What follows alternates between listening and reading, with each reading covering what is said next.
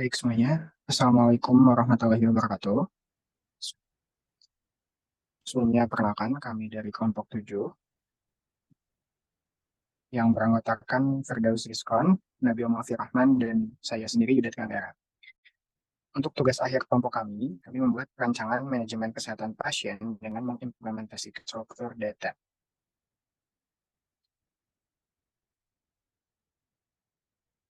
Dalam pengamatan kami terhadap kebutuhan rumah sakit ditemukan bahwa pengelolaan data pasien seringkali masih dilakukan secara manual atau menggunakan sistem yang terpisah-pisah, yang dapat mengakibatkan berbagai masalah seperti kesalahan pencatatan, kehilangan data, dan keterlambatan dalam penanganan pasien. Hal ini menjadi salah satu latar belakang yang kelompok kami sampaikan. Terkait dengan rumusan masalah. Rumusan masalah yang pertama itu adalah bagaimana merancang sistem pengelolaan data pasien dengan akurat dan efisien. Kemudian yang kedua, bagaimana memastikan bahwa riwayat penyakit pasien tercatat dengan lengkap dan mudah diakses oleh tenaga medis yang membutuhkan.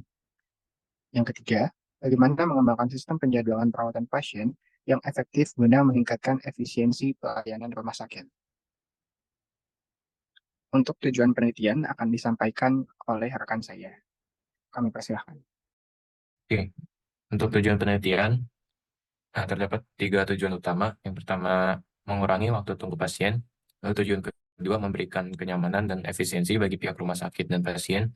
Dan yang ketiga, membantu mengatur manajemen rumah sakit dalam alur koordinasi antar unit. Lalu masuk ke bab metode. Dalam pengimplementasian program manajemen rumah sakit ini digunakan 3 metode utama. Yang pertama vektor, yang kedua map, dan yang ketiga link list. Pada vektor ini, vektor merupakan standar library yang tersedia dalam bahasa pemrograman C++ atau yang biasa disebut STL pada C++, library yang sudah tertanam dalam C++. Nah, kontainer vektor ini diimplementasikan sebagai array dengan realokasi memori otomatis saat kapasitasnya dalam menampung elemen perlu ditambah. Menurut Santoso LE 2004. Nah, maksud di sini vektor ini merupakan bentuk array yang penyimpanan memori dinamis. Ketika ada data baru, dia ukuran akan bertambah.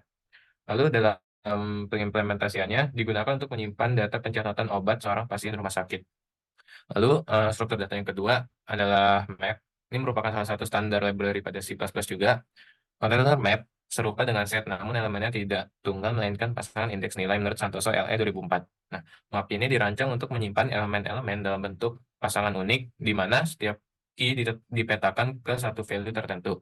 Pemanfaatan struktur data map ini digunakan untuk menyimpan data pasien. Dikarenakan menyimpan key-nya ini dapat menggunakan nama pasien tersebut. Lalu yang terakhir adalah linked list. Data list ini merupakan fundamental dalam mata kuliah struktur data. Linked list ini merupakan komplemen yang saling terhubung di mana elemen tersebut disebut sebagai node. Setiap node dalam linked list pada umumnya memiliki minimal dua komponen utama, yaitu data yang disimpan dan alamat atau pointer atau referensi node ke node berikutnya. Nah, terdapat 3 jenis linked list: single linked list, double linked list, dan circular linked list. Pada pengimplementasian program manajemen kesehatan ini digunakan single link list. Dan link list adalah pencatatan pasien untuk perawatan. Selanjutnya, untuk live demonstrasi akan saya ke rekan saya.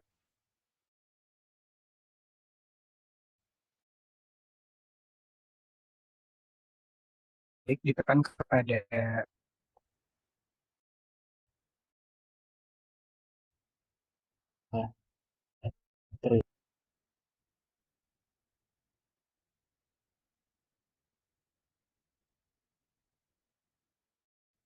Baik, di sini saya akan melakukan demonstrasi untuk pengkodean. Nah, saya akan menjelaskan kode kami secara sekilas. Di sini kita menggunakan beberapa standar library, yaitu menggunakan iStream, string, vector, dan juga unhook.map.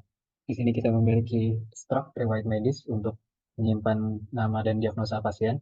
Kemudian ada struct node dan fungsi untuk menyisipkan link list di akhir. Kemudian kita memiliki kelas obat, yaitu berisikan nama, dosis, dan efeknya.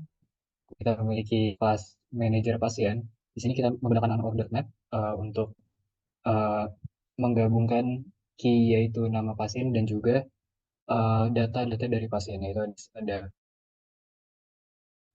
Kemudian di sini ada fungsi untuk menghapus link list, ada destructor untuk ketika uh, objek dari manajer pasien dihapus, itu dia akan menghapus jadwal perawatannya juga.